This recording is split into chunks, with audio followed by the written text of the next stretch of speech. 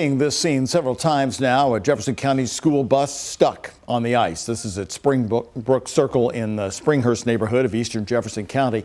Just the latest in a handful of school buses slipping off the road right now. Well, while JCPS kids are now back in school after the winter storm, bus transportation remains an issue for thousands of students who've lost the school bus.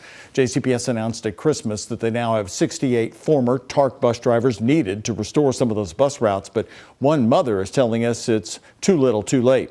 Isaiah Kim Martinez and senior photojournalist Alyssa Newton have the latest timeline for families. And what do we know about that timeline?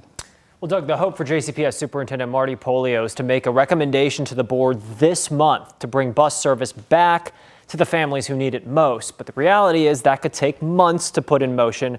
We're talking, I'm told, around March, and some parents tell me the damage has already been done. How long's the walk? It's about 10 minutes.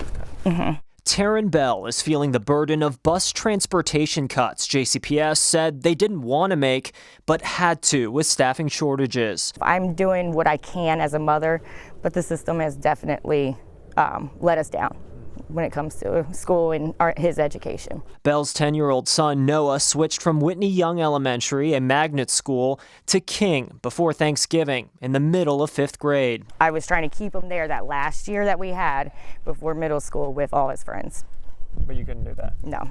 Because of the transportation situation? Yes. After I got that letter for truancy, he had to go to King. I was not risking a charge or anything like that. Noah was one of thousands of JCPS students who lost bus service last year.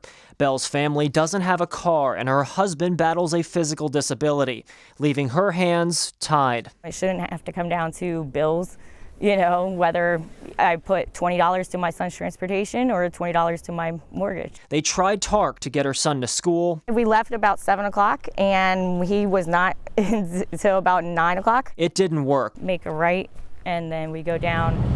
Arriving late often and even having to miss some days altogether. My son should not have to tell me. He understands why we can't do things for him.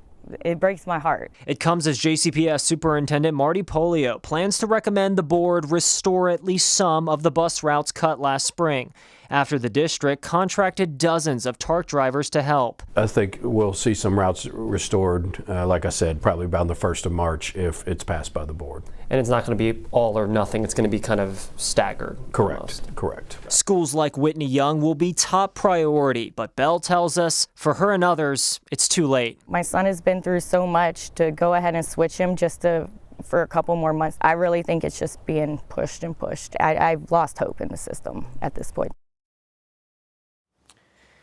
And Taryn Bell is a familiar face. She's one of 4 parents who sued the district in federal court last summer, saying the route cuts disproportionately affect students of color, violating their civil rights. They were hoping the judge in this case would put those cuts on hold in time for this school year. That didn't happen. And right now the lawsuit remains at a standstill. Doug. Thank you very much.